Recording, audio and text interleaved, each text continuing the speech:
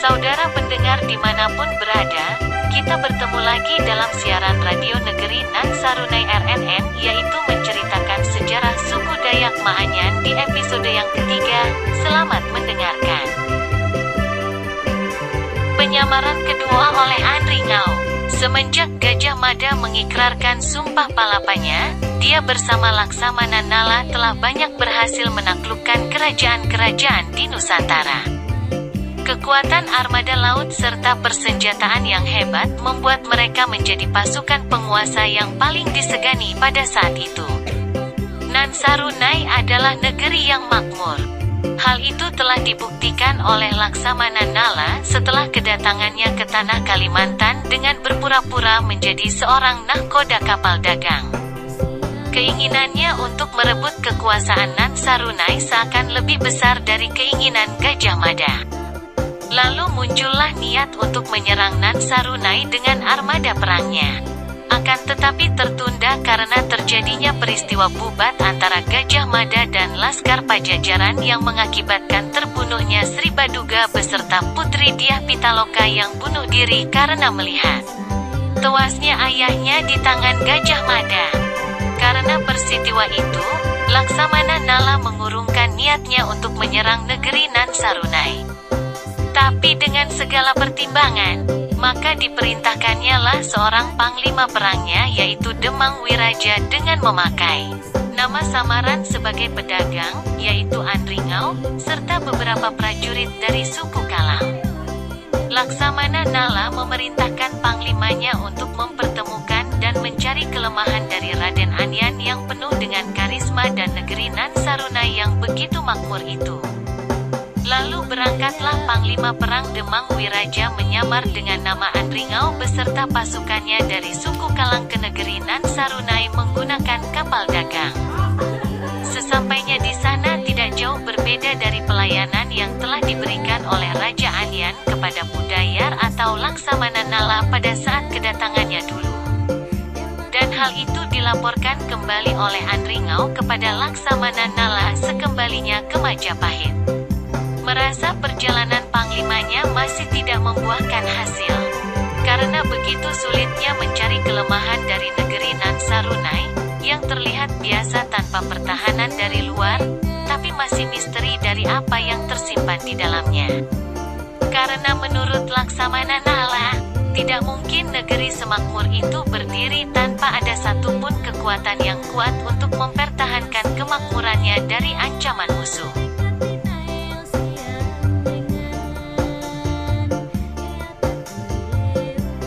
Kembalinya Pudayar bersama Samonin Batu. Setelah berbagai macam strategi dipikirkan untuk mendapatkan kelemahan negeri Nan Sarunai, maka Laksamana Nala memutuskan untuk kembali lagi ke negeri Sarunai di bumi Borneo untuk yang kedua kalinya dengan nama dan penyamaran yang sama. Akan tetapi kali ini dia akan membawa istrinya yang cantik dan berpribadi menarik, yaitu Damayanti dengan menggunakan nama Samonin Batu. Pada saat mereka tiba di Nan Sarunai, seperti biasa penyambutan yang ramah dan baik mereka terima. Begitu senangnya Samonin Batu berada di tempat tersebut, karena tidak pernah ia merasakan kedamaian yang begitu indahnya untuk dinikmati dibandingkan di negerinya yang penuh dengan konflik dan peperangan. Melihat hal tersebut, muncullah ide dari sang Tuan Pudayar. Dia berpikiran bahwa untuk dapat mengetahui titik kelemahan mereka, maka perlu waktu yang lama dan harus bisa membaur dengan mereka para masyarakat di negeri Nan Sarunai ini. Agar apa yang terlihat bisa mereka ajarkan dan apa yang tersembunyi bisa mereka tunjukkan. Akhirnya, Tuan Pudayar meminta istrinya Samonin Batu untuk tinggal di negeri Nan Sarunai itu untuk beberapa lama, karena dia harus memperkuat pertahanan armada lautnya di kerajaan Majapahit. Dan kembalilah Pudayar ke Pulau Jawa dengan meninggalkan istrinya di tanah Borneo. Perselingkuhan Raden Anyan dan Samonin Batu. Suasana damai, kegembiraan dan kegelisahan selalu mewarnai hari-hari negeri yang terkenal dengan kemakmurannya itu, yaitu Sani Sarunai Gumi Ngamang Talam atau negeri Nan Sarunai. Begitu juga dengan Samonin Batu yang telah tinggal dan menjadi warga penduduk dari negeri tersebut. Pada saat kemarau yang panjang, sungai mulai surut. Jarak air dari daratan terlalu jauh sehingga menyulitkan warga untuk melakukan kegiatannya di sungai. Beruntungnya masih ada sumur yang memiliki air bening dan bersih serta dingin, sehingga memberikan kenyamanan terutama bila panas terik matahari melanda. Samonin Batu setiap harinya selalu datang ke sumur itu untuk membersihkan diri atau mandi. Pada suatu sore, tibalah waktunya untuk mandi. Tanpa disengaja ternyata Raden Anyan juga turun untuk mandi. Karena merasa malu, Samonin Batu ingin mengurungkan niatnya dan membalikkan diri untuk kembali ke rumah. Tapi dihalangi oleh Raden Anyan. Dia meminta agar jangan merasa malu, karena pantang bila kita sudah ingin melakukan sesuatu tapi dibatalkan. Mendengar hal itu, Samonin Batu mengiyakan dan langsung melakukan kegiatannya untuk mandi. Sadar bahwa Samonin Batu terlihat malu, maka Raden Anyan mengalah memberikan kesempatan untuk Samonin Batu mandi lebih dulu. Kejadian itu terulang kembali. Karena begitu seringnya, lalu mereka berdua sudah mulai tidak merasa canggung lagi untuk berbicara maupun bercanda. Pada zaman itu, karena kedekatan antar warga semuanya, bahkan dengan pendatang, tidak ada masih dikenal yang namanya kata cemburu. Walaupun terlihat oleh istri Raden Anyan, namun tidak ada perasaan yang mengganggu seperti rasa cemburu. Karena Dara Tamurak Sun Suo atau Ineh Jarang atau istri Raden Anyan telah menganggap Samonin Batu sebagai bagian dari keluarga dan saudarinya sendiri. Karena kedekatannya dengan para warga, Samonin Batu telah diajarkan tentang segala hal yang ada di negeri Nan Sarunai itu, termasuk hukum adatnya. Namun, tidak ada manusia yang sempurna. Begitu juga dengan Raden Anyan yang dikenal sebagai sosok yang berwibawa dan penuh dengan karisma. Karena begitu dekat dan akrabnya mereka berdua, dan sama-sama memiliki pribadi yang menarik, kecantikan dan ketampanan yang sepadan, maka suatu hubungan yang tadinya hanya sebatas sesama teman dan keluarga, telah berubah menjadi hubungan perselingkuhan antara Raden Anyan dan Samonin Batu. Hingga akhirnya Samonin Batu hamil lalu melahirkan seorang anak gadis yang diberi nama Sekar Mekar. Tidak ada yang mengetahui hubungan mereka, selain mereka berdua. Dijemputnya Samonin Batu oleh Pudayar. Tidak lama kemudian, datanglah Laksamana Nala atau Pudayar ke negeri Nan Sarunai berencana menjemput istrinya Damayanti atau Samonin Batu. Suaminya terkejut karena mendapatkan istrinya ternyata tidak sendiri, tapi sudah memiliki seorang anak. Agar semuanya tidak menjadi rumit dan kacau, Samonin Batu terpaksa berbohong pada suaminya dan mengatakan bahwa itu adalah anaknya dari suaminya Laksamana Nala. Dia mengatakan bahwa setelah keberangkatan suaminya, dia tidak mengetahui bahwa dirinya telah hamil. Karena percaya penuh dengan istrinya, maka Pudayar pun percaya lalu kembali ke Majapahit dengan istrinya. Sebelum berangkat, Samonin Batu menyempatkan diri untuk berpamitan dengan Raden Anyan. Perasaan sedih dan kehilangan akan menjadi rindu yang terus-terusan menghantuinya setiap saat.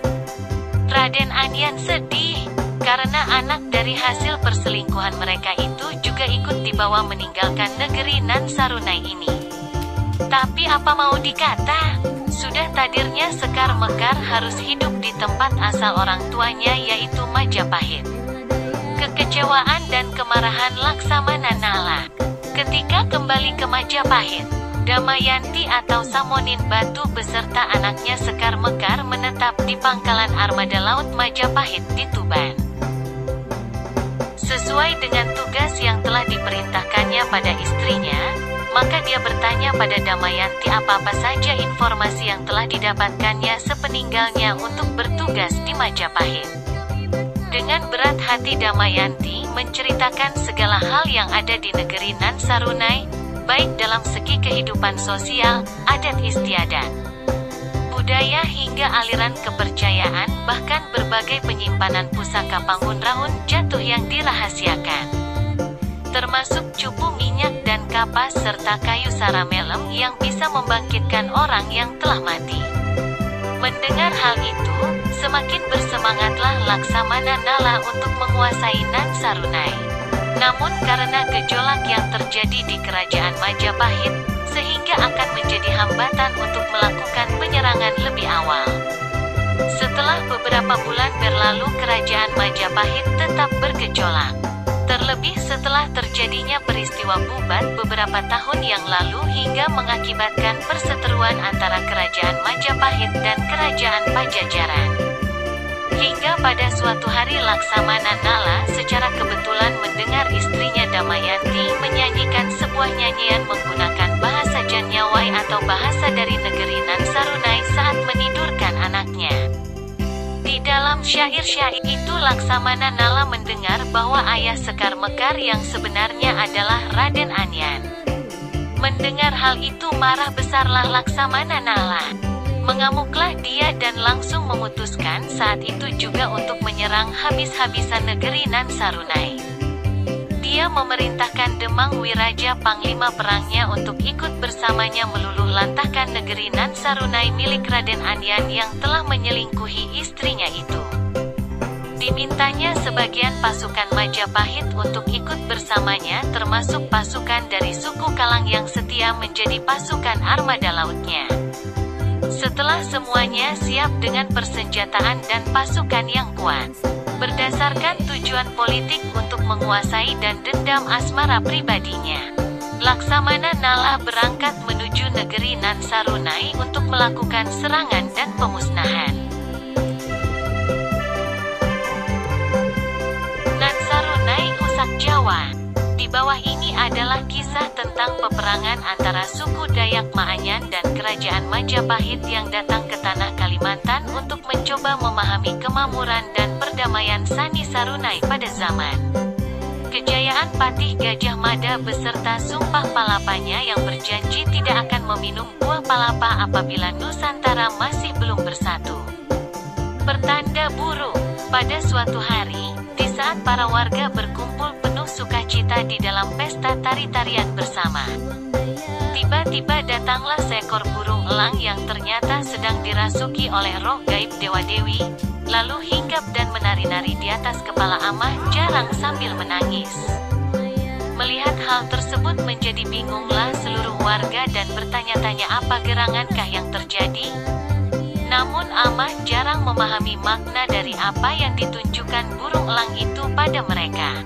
Setelah burung elang itu pergi, sejenak Amah jarang terdiam sambil menundukkan kepalanya di tengah kumpulan para warga yang pada saat itu juga ikut terdiam.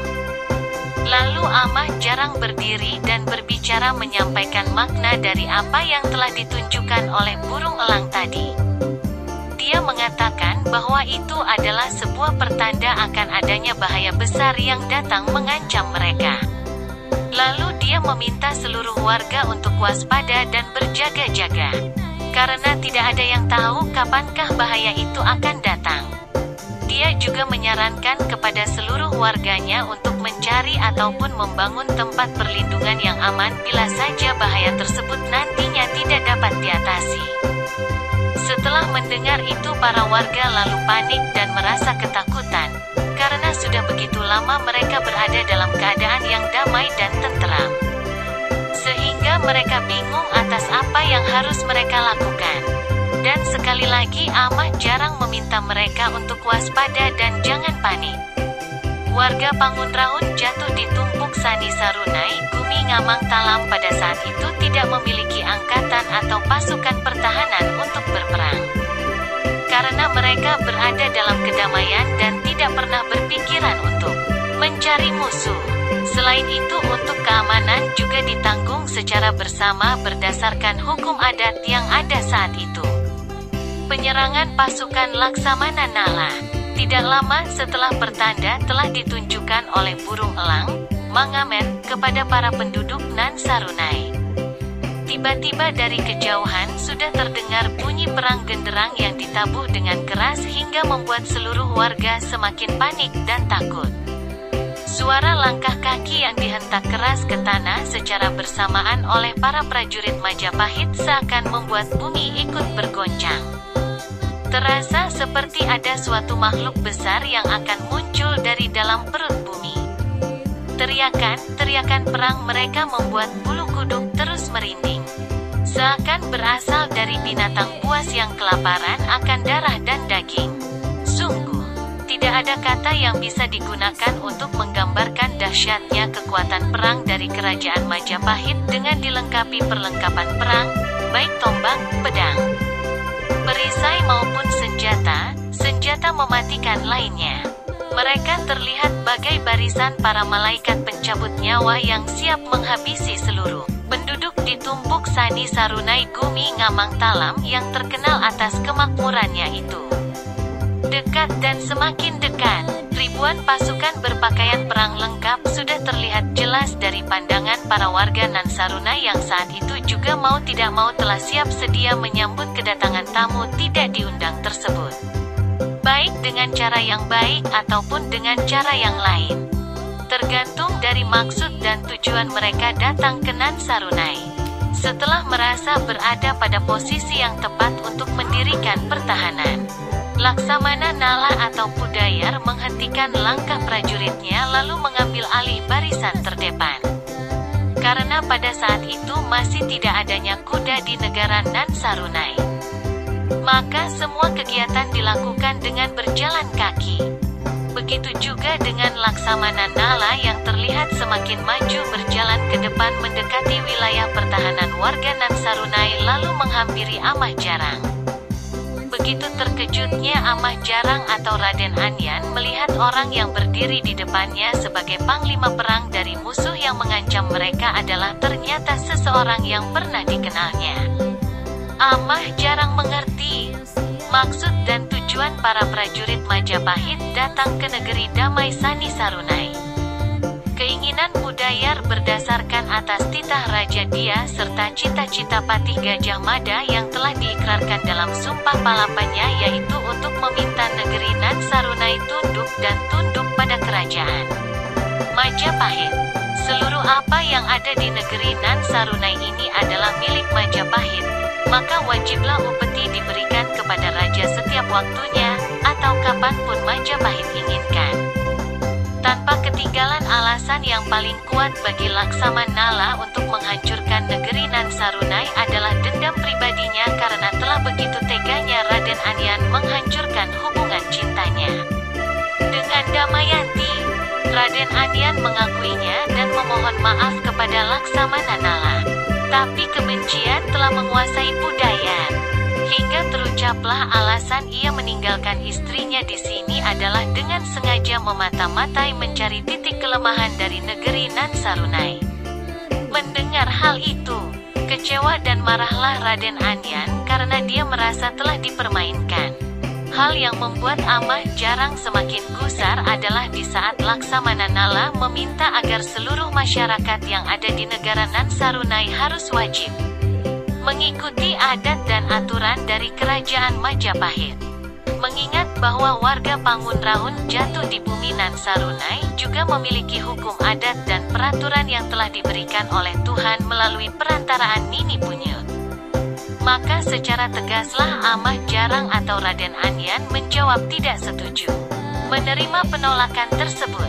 Laksamana Nala menjadi marah dan mengancam Amah Jarang akan melakukan pemusnahan seluruh wilayah negara Nan Sarunai bila masih tetap bersikukuh untuk menolak tawaran Majapahit. Dan untuk yang kedua kalinya secara lebih tegas lagi Amah Jarang menyatakan penolakannya terhadap tawaran dari Majapahit dan berkata, kami tercipta oleh Allah mula Allah dan hidup di bawah hukum adat yang diberikannya melalui Nini Punyut hingga kami menjadi manusia yang beradab di tumpuk Sani Sarunai Gumi Ngamang Talam ini. Seandainya saja kami harus mati, maka biarkanlah kami mati di atas tanah ini demi menjaga dan membela hukum adat kami daripada hidup namun mengkhianati hukum adat kami.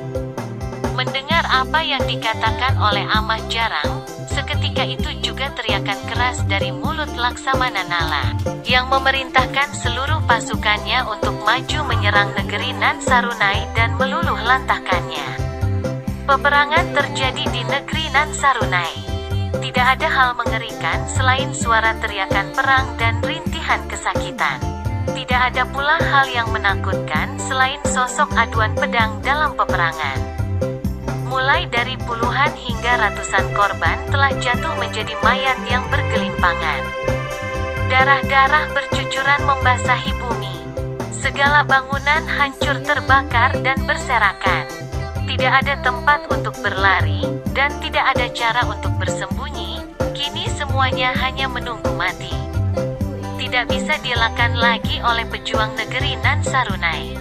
Jumlah mereka kalah dibandingkan dengan pasukan Laksamana Nala yang tangguh dan banyak. Merasa bahwa mereka akan kalah, maka dengan cepat mereka menarik dan meminta Raden Anyan untuk berlindung dari amukan musuh. Dalam keadaan terdesak, Raden Anyan disembunyikan oleh para Pangunraun jatuh ke dalam sumur tua yang sudah tidak berair lagi. Lalu ditutuplah sumur itu dengan 9 buah gong besar dan diratakan dengan tanah agar tidak diketahui oleh musuh. Begitu juga dengan istri Amah Jarang atau Raden Anyan, yaitu Darata Muraksan Suwo yang menyelamatkan diri dengan bersembunyi di pelepah kelapa gading. Pada waktu bersembunyi, dia mempersenjatai dirinya dengan belati atau badik yang terbuat dari besi kuning bernama Lading Lansar Kuning. Karenanya begitu banyak korban dari pihak musuh yang tidak menyadari persembunyiannya itu sebelum dia sendiri pun ikut menjadi korban setelah itu. Pertempuran pun semakin sengit. Korban-korban terus berjatuhan, rumah, bangunan, kapal dan pelabuhan dibakar habis. Hingga termasuk nahkoda dari Nan Sarunai yang terkenal berani dan piawai dalam mengarungi lautan luas, yaitu bernama Jumulaha. Seorang pria yang lembut dan murah hati, serta disukai banyak orang karena kebaikannya. Dia banyak bergaul dengan pelaut yang berasal dari suku Bugis dan Bajau. Karena begitu dekatnya dia dengan teman-temannya, sehingga diberikannya lah nama putrinya dengan nama Bugis, yaitu Laisomena. Kekalahan sudah terlihat di depan mata bagi pihak Nan Sarunai. Hampir tidak ada harapan. Kini peperangan sudah mulai mereda. Sebagian Pangunraun jatuh lari bersembunyi sambil mencoba mengatur strategi yang baru. Merasa sudah menang dan keadaan telah dikuasai. Laksamana Nala memerintahkan pasukannya untuk menjarah segala barang-barang berharga dan segala jenis pusaka yang ada, hingga jangan ada lagi yang tersisa. Selain menjarah, mereka juga menculik Dara Amas Tukal Banang Saurai Bumirah Rawai Wali yang sedang hamil dan merupakan saudara dari Ibu Jarang. Yang berhasil melarikan diri dan bersembunyi hanyalah Silu dan Ape saja. Beruntungnya mereka sempat membawa cupu tempat minyak dan kapas dari hasil tetesan dari puncak Gunung Madurahu pada penciptaan dulu yang memiliki kemampuan menyembuhkan segala jenis macam penyakit ataupun luka. Mereka juga sempat memetik daun kayu sara melum sebelum semuanya habis terbakar oleh api, yang gunanya adalah untuk membangkitkan orang yang telah mati. Tewasnya Raden Anyan dan Laksamana Nala. Masih ada satu hal yang belum terselesaikan, yaitu dendam pribadi. Dengan memerintahkan suku Kalang yang terkenal dengan inderanya yang tajam, akhirnya persembunyian Raden Anyan ditemukan.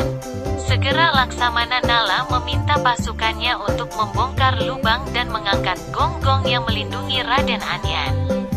Setelah seluruh gong terangkat, terlihatlah Raden Anyan berada di dalam lubang sumur tersebut. Seketika itu juga serangan bertubi-tubi dengan berbagai senjata diarahkan ke Raden Anyan, namun tetap tidak mampu melumpuhkannya. Keadaan lubang yang sempit dan terbatas untuk bergerak serta serangan-serangan musuh membuat Raden Anyan semakin terjepit. Lalu Laksamana Nala mengambil alih. Diambilnyalah sebuah tombak pusaka sejenis lembing bertangkai panjang yang merupakan pusaka milik negeri Nan Sarunai dan dihujamkannya lah kepada Raden Anyan. Ternyata pusaka itu mampu melukai dan melumpuhkannya hingga akhirnya dia pun tewas di tangan Laksamana Nala.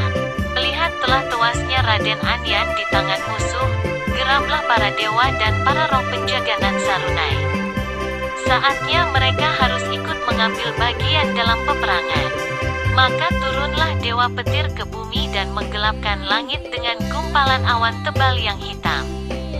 Seketika itu juga kilatan petir membelah langit lalu terjun ke bumi menyambar abis setiap pasukan Laksamana Nala yang kuat.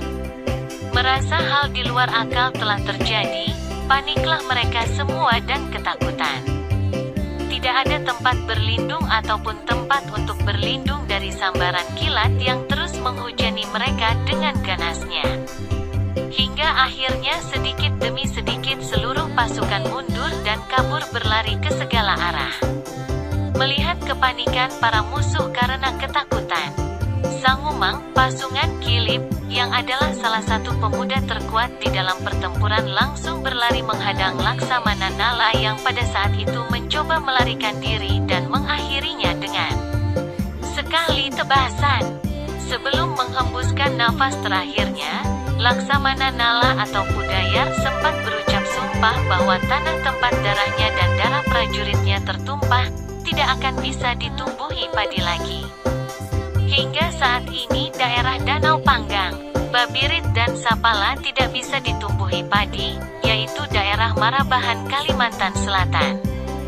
Tewasnya Laksamana Nala membuat seluruh pasukan kerajaan Majapahit memutuskan mundur untuk mengakhiri dari peperangan. Setelah peperangan usai dan para prajurit kerajaan Majapahit mundur, langit mulai mereda kembali terang bercahaya. Begitu sunyinya tempat tersebut, hanya suara isak tangis dan rintihan duka yang terdengar. Begitu banyak mayat-mayat yang berserakan termasuk para Pangunraun jatuh dan hampir seluruh warga Sani Sarunai turut ikut menjadi korban. Raden Anyan dibangkitkan dan terpecahnya Pangunraun jatuh. Merasa telah aman, Silu dan Ape yang sempat bersembunyi mencoba kembali ke Nan Sarunai. Begitu terkejutnya mereka berdua melihat kehancuran yang begitu parah ditambah korban-korban yang bergelimpangan di mana-mana. Sambil menangis penuh duka dan kesedihan, mereka mencoba mengumpulkan korban dari Pangunraun jatuh dan seluruh warga Nan Sarunai dibantu mereka yang masih selamat dari pertempuran. Setelah itu, dioleskannya lah minyak dari cupu dan kapas yang mereka bawa tadi pada seluruh korban sambil mengipaskan daun kayu sara melum yang mampu membangkitkan orang dari kematian. Dan akhirnya terjadilah sebuah keajaiban, mereka yang tadinya telah meninggal dunia dalam peperangan, secara sekejap kini telah hidup kembali dan bangkit. Termasuk pemimpin mereka yaitu Amah Jarang. Setelah semuanya kembali hidup, mereka lalu berkumpul dan berunding untuk menentukan apa yang harus mereka lakukan ke depannya untuk bisa melanjutkan kehidupan mereka. Sempat terjadi perdebatan. Mereka merasa bahwa kemanapun mereka pergi, kehancuran pasti tidak dapat dihindari. Seakan itu semua adalah takdir yang harus mereka alami. Karena tidak menemukan kesepakatan, maka Amah Jarang memberikan kesempatan kepada mereka untuk menentukan pilihannya sendiri, walaupun itu harus berbeda dari apa yang diinginkannya. Dan akhirnya sebagian kelompok Pangunraun jatuh memilih untuk pergi ke Gunung Rumung untuk melanjutkan kehidupan mereka. Sedangkan warga masyarakat Nan Sarunai lainnya ada yang memilih pergi ke arah matahari terbit. Sebagian mudik ke hulu sungai Barito dan ada juga yang menuju ke arah matahari terbenam. Dan terpecah belahlah mereka ke segala arah di bumi Borneo ini. Serangan balasan ke Majapahit. Gunung Rumung Gumi Ipah Bawai. Sebagian anggota Pangunraun jatuh memilih Gunung Rumung sebagai tempat tinggal mereka yang baru bersama dengan Amah Jarang. Setelah mereka sampai pada tempat itu, maka mulailah mereka bersama-sama membangun kembali segala hal yang mereka butuhkan, seperti tempat tinggal, tempat berladang, berkebun, dan sebagainya. Akan tetapi kendalanya bahwa pada daerah tersebut adalah untuk tersedianya air sangatlah sulit. Karena alasan itu juga, sehingga membuat mereka kesulitan untuk melangsungkan kehidupannya. Pada suatu malam di saat semuanya tertidur lelap, Amah Jarang didatangi oleh roh dewa-dewi di dalam mimpinya. Mereka meminta Amah Jarang untuk melakukan ritual doa permohonan kepada para roh pelindung yang berasal dari tetesan puncak Gunung Madurahuo pada penciptaan pertama oleh Allah Mula Allah. Mereka meminta agar Amah Jarang mempersiapkan sebuah dupa dan kemenyan, serta beras kuning. Setelah bangun pada pagi esok harinya, Amah Jarang langsung melakukan apa yang telah disampaikan oleh dewa-dewi di dalam mimpinya. Dia mulai membakar kemenyan di dalam dupa hingga mengeluarkan asap dan aroma yang wangi. Lalu menaburkan beras kuning ke atas sambil berdoa mengutarakan permohonannya kepada roh pelindung untuk memberikan petunjuk kepadanya agar bisa menemukan petunjuk letak air yang bisa mereka gunakan untuk kelangsungan hidup mereka. Datanglah burung elang secara tiba-tiba lalu terbang berputar-putar begitu rendah di atasnya sambil bersuara nyaring menandakan sukacita dan seakan meminta Amah Jarang untuk mengikutinya. Lalu dicobanyalah mengikuti elang tersebut, hingga akhirnya berhenti pada suatu tempat dan hanya berputar-putar terbang mengelilingi salah satu gunung yang bernama Gunung Karunrung Watuo. Saing liang kayun tahan.